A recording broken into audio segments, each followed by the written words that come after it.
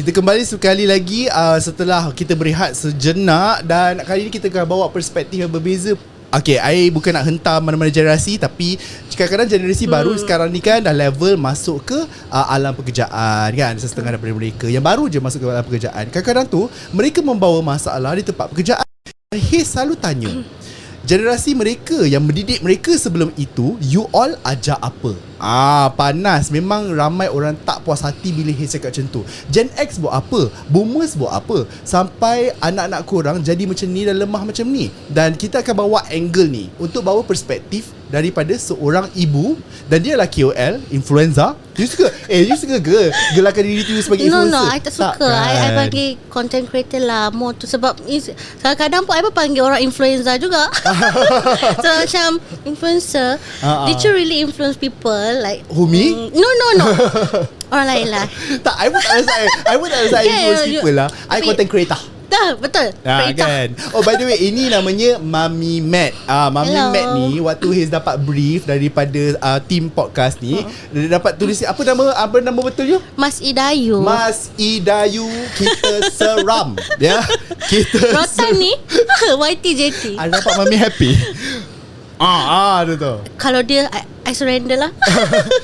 Aku dah seram dah. Tapi tiba-tiba yang datang itu adalah Mami Matt. Macam, Alhamdulillah, bukan Mami Mas Idayu yang garang itu. Real. So Mami Matt, you punya penampilan dekat social media adalah menampilkan macam penjagaan anak-anak, parenting dan sebagainya. Resepi and activity. Resepi apa? Resepi anak. Makan je lah budak tu pun. Apa yang kena jaga. Sebab itu pun membentuk juga. Betul. Kalau banyak makan benda pelik, nanti in future lain lah jadinya.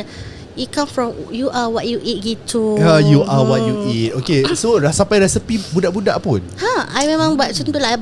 Mula it started from recipe, but you know lepas tu dah start macam mengajar orang baca susu macam mana. Macam lifestyle kan. And benda tu ramai orang suka. So I teruskan keep going. I campur-campur lah. It's more to lifestyle lah. Parenting and lifestyle. Okay, sebagai seorang pengguna media sosial yang tegar, malah membuat duit melalui media sosial, apakah apa yang memang pun kan rahsia. Apa rahsia? Bukan aku beritahu amount. Aku tak nak lah LHDN kerja aku pun kan. Betul. Sama je. Okay, so adakah you membenarkan anak you berhadapan dengan media sosial? I tahu anak you sekarang umur 5 tahun Ya, betul 5 tahun. Wak Ima dia masuk umur 10 tahun sekalipun, dia akan benarkan ke? 10, 11, 12? Okay, to be honest okay, ni tengok situ ke tengok you? Tengok you lah kan. Okay, to be honest, memang I akan bagi moderation lah. I akan check dia punya tu is so dangerous. Okay. Sebab I tengok sama sekarang, oh my god, even in the Roblox game. Roblox. Ya, Roblox game. It's very nasty punya mulut. I suruh anak, I heard from pakar, they said it's better for you to stop terus. I tutup tu, I stop terus, I block game tu. I cakap, maybe you cannot play this one because it will give you negative punya ni, you punya behaviour tu jadi lain tau. Main Roblox tu. Betul, I macam, boleh ke cakap benda ni? Betul, I main Roblox tu lah. Yelah, tapi memang dia berubah ke? Ya. Dia jadi apa? Dia jadi macam violent. Not violent, dia macam annoying. Tapi semua anak-anak memang annoying pun. Memang annoying, tapi makin menjadi dia macam kasar a bit lah. I don't raise my kids like that. So I macam, bila I stop tu, alhamdulillah, kembali is much better like what I ajar dia. So for me, social media is bukan tak bagus. Semua benda ada pro and cons dia kan. Betul. You as a mother always check tapi without ganggu dia punya privacy. I just cakap something lah. Okay, ada 2 case. Satu pedofilia melalui game-game macam tu kan. Dan satu lagi, okay, ini case kat luar negara lah, tapi macam yelah, kita ambil iktibar lah kan. So kan tahu Kim K Kardashian semua kan. Dulu kan dia ada sebuah video nakal. So anak dia tengah main Roblox, Kim K bagi tahu Kim K pula, orang yang main Roblox tu bagi link tau dekat anak dia yang main Roblox tu. So diorang terdedah kepada video nakal mak dia yang dahulu tu. Okay, tak kata faham. astagfirullah macam faham tak? Okay, yang kedua. Maybe ini boleh kena dekat anak-anak they all sebab memang pedofilia ataupun orang-orang yang sukakan budak-budak dan apa semua yang suka groom dan sebagainya, selalunya diorang akan pergi ke lubuk budak-budak. Betul, lubuk budak. So lubuk budak-budak online adalah Roblox. Yes. So have you heard of cases such as this? Actually, I heard of the cases. It's gone viral about the drama itself. Kan ada cerita apa Lolita. Did you heard about that? Lolita kat mana? Lolita Netflix is ada? about it's a Netflix lah, tapi a bit lucah lah that one. Tapi memang pedo tahap this really disturbing lah. I tengok I nak nangis. I takut. Anak perempuan, it's really hard to raise a daughter. Anak perempuan. That's what everybody says. Yeah. Tapi okay, just educate me. Tak ada anak. Wah, single lagi. 27 kan? 36. Beza 9 tahun. Tak kahwin lagi ya. Masih single. Okay, insyaAllah masih single. Just nak bagi tahu. Masuk. Advertise. Okay, so don't you, bila you cakap susah nak jaga anak perempuan in comparison to susah jaga anak lelaki, apa? Tak faham. Kalau lelaki pernah tak you tengok advertisement yang jangan jangan nak keluar nanti jangan rugu anak orang kan? That one. Itu sebenarnya make sense. It makes sense lah. It happens in macam mana kita boleh tahu benda yang dia cakap no tu it happens. Sekarang pergaulan yang sangat-sangat bebas between them and then pedo, jangan cakap lah, lagi banyak ada fakta kan mengatakan berapa puluh ribu video yang orang simpan video pedo tu dalam dekat Malaysia. I'm not sure Malaysia? Tapi tapi I tak ingat berapa amount dia, tapi ada orang simpan video pornografi kanak-kanak. Yes, betul. Oh, ya ke? Ya. Ada tak dia punya macam hard disk macam tu kan? Dia macam dalam handphone online lah. Yang dah kena tangkap orang tu kan? Dah kena tangkap. Dah kena tangkap. Tapi itu yang dah kena tangkap. Yang dah kena tangkap. Ya. Tu lah macam cakap apa as a parents berpada-pada. Macam I kan, orang cakap how you expose your kids. Sometimes people like anak I kan seksi lah a bit kan, pakai baju. Kenapa anak kau seksi? 5 years old kan. Orang tak cyberbully, orang macam seksi tu ada orang. Ada orang DM I terus. Dia kata I suka you Mami Mac, tapi I tak sangka you boleh post gambar anak you seksi macam ni. When I masa tu I ada event, I post gambar anak I and benda tu melibatkan Pampers. Okay, Pampers. You see Pampers and you see kids, takkan you ada macam ada nafsu ke macam benda? I macam okay, tak apalah, I delete lah. I macam jadi isu juga masa tu. Jadi isu sampai klien kata it's okay lah, Pas lah sebab dia orang tak nak in future nanti orang tu lah takut I rebel ke apa ke kan. Tak, tapi dia orang mentegur. Dia kata dia cakap macam I tak pernah jaga anak lah. Since that I macam oh my god, nasib apa benda I tak faham konteks ni. So okay, gambar Medi macam ni, okay. atas masa tu untuk Offspring. Okay macam untuk sebuah ni. brand lah. Dia duduk dalam dia pakai skirt. Dia pakai skirt, nampak Pampers. Time tu umur dia berapa? Masa tu 2 tahun something like that. Lah, apa masalah dia orang? I masa tu baru nak menjinak dalam dunia industri ni I macam walaupun ayat dia tak harsh, tapi kata, can you relax? Anak I keluar, can you relax? Dia baru 2 tahun kot. Macam faham tak? Orang yang DM tu tak you yang cakap pada dia orang. I tak cakap lah, nanti I kena viral lah you. I macam okay, sorry puan, kalau mengganggu mata puan saya delete now. I faham. You baru nak berjinak-jinak. Cuba kalau yang di DM tu aku, cuba bagi balik. Memang aku bagi balik. Aku pergi kat rumah, pergi kat pakai depan. Kau buat masalah kau. Itu Hizmah Huzair. Tu apa masalah kau? That's supposed to be like that lah. I macam terkejut juga. How can, Masya Allah, macam mana boleh terfikir dan terlintas. I macam oh my god, memanglah pedo is actually happen. I ada baca between kids yang macam 12 years old sampai 16 years old. Itu pedo lah. Tapi digital access, bila kita cakap pasal digital access tu, kadang-kadang when they go to school, ada certain people macam contohnya buat content, anak you tu masuk kan, dan consent dan sebagainya. Because your kids, obviously their consent does not matter. That what matters is your consent. But how do you control your kid, especially sebab anak you kan pempengaruh juga Betul tak? Nah, Macam mana? for me lah, as long as dia, I memang akan tanya. Medi memang aware yang dia memang kerja macam tu. So dia kata tak apalah. Tapi Dia kata? tak apalah, boleh je mami. Dia suka tengok diri dia dekat skrin. Tapi not too much lah. Janganlah suruh dia bergelek-gelek. Nanti akan mendapat kata-kata keset tu dekat dia kan. So kita tak nak benda tu berlaku. So kita stop daripada berlaku. Okay. So in moderation, santai-santai je lah. Tu daripada involvement eksternal kan. Kadang-kadang orang macam tak boleh nak, kita tak boleh nak control anak kita. Tapi kan, okay, menjadi content creator, anak you kan dah terdedah daripada usia dia sejak umur berapa? 1 year. Daripada mudanya. Tapi okay, dia pun dah faham kan, macam I tak kisah keluar I. Lepas tu you pula ajar macam don't share everything, only 10% of your life kan. Hal mak bapak bergaduh kat rumah, kau jangan share. Awas. Faham? Awas. Tapi okay, as content creator, this is between the two of us dan juga content creator yang lain kan. Kadang-kadang we have to come out with this fasad ataupun with this pemahaman ataupun with this persona that sometimes we have to fake ourselves, kan? I faham to the point yang kita dah tak kenal diri kita siapa dah. Tapi itu kita, yang tua kan, lagi tua kan. How about your kid yang memang hidup dalam zaman media sosial dan tak kenal siapa, dan identiti dia adalah dikenali sebagai identiti dia di media sosial bercampur macam tak dapat pisahkan. Faham?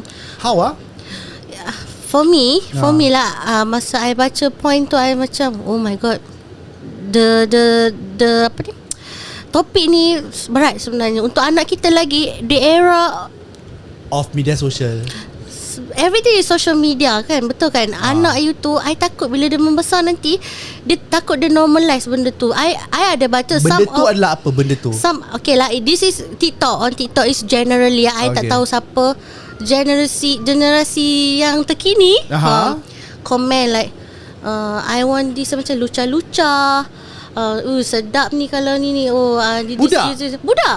When I tekan dia punya profile, subhanallah, I takut benda tu jadi. So I cakap kat Medi, sayang, dia cakap, mami, why I cannot have my own TikTok, dia kata, because I don't want you to overshare yourself. Bila you keep, kan ada kids yang dah pandai post gambar gelek-gelek apa semua. Bila dia tahu membaca benda tu, bila baca bukan senang tau nak apa, nak bangkit balik. Ni kids ni sorry. Kids ni development dia cepat absorb kan semua benda. Betul. Dia baca benda tu boleh buat dia low self esteem. Betul. Depression, unhappy. Betul. Kita nak ke ni. Lepas tu I cakap kat dia, no matter what happen, please jadikan mami as your safe space. Treat everything to me, so I can help you. If orang cakap bukan-bukan kat you, I can help you. I can block. I check lah dia punya social media. But I memang dah aware pasal cyberbully ni, because I sendiri pun pernah jadi cyberbully. I tak nak benda tu jadi kat anak I. Susah kan kita nak bangkit balik. Mental health kita terganggu.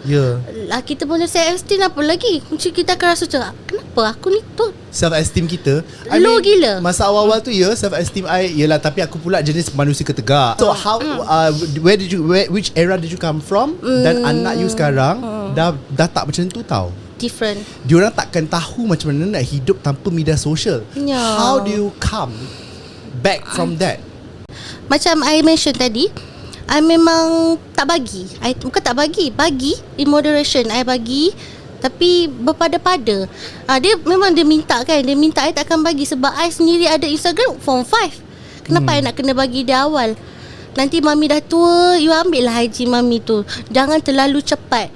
I punya parenting memang old school, Haze. Maksudnya? Old school gila. Kena ikat ada kerengga? Tak ada? Tak ada lah gitu. Macam old school. Old school lah. Macam yelah, among their cousins, orang lain semua duk scroll dia je macam, what you doing? She has iPad, but she only can play games few hours only. Just like that je. Itu je. I memang biar dia boring sekarang, bukan dia menyesal kemudian hari. Sebab I tak tahu I dah berapa lama. I cannot all the time I boleh check dia punya social media. I tak nak dia rasa apa yang I rasa. Sebab zaman sekarang I tengok makin merepek lah. I can see merepek. What do you mean? why people always leave bad comments to strangers. I don't like that. I don't want my kids to do like that and terima nasib yang sama. So it's better for her to not to know everything about social media kot. For me lah. I have a question. Benda ni jadi mak bapak dia datang sekali dengan genetic fear tau. Kau takut segala benda. Betul tak? Dia macam ada automatic anak kau lahir macam takut Ya, tapi tak boleh terlalu takut. Kan kalau dia tak jadi apa budak tu kan.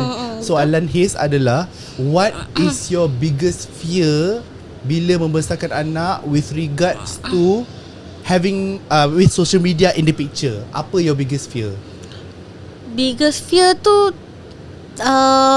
bila orang bully anak you lah. Faham tak? Macam contohlah macam saya cakap tadi, benda pampers je kenapa nak kena ni. Bila anak I tahu tu nanti dia memang I zaman kecil-kecil bila orang cakap bad things towards me, I punya self esteem memang low gila. Nak naik balik susah. So I don't want that. Before you studies in psychology ke apa ke, self esteem is very important. Sebab different parents kan, different fear. Ada yang macam contohnya takut anak dia something, macam contohnya juling air. Kan juling air macam sebab daripada dia akan dengan phone terlalu awal, ada yang kena juling air, kes lah makin meningkat. Ataupun sakit bongkok. Bongkok budak-budak sebab bongkok. Itu some parents lah. Another parents like yourself takut macam anak kena bully.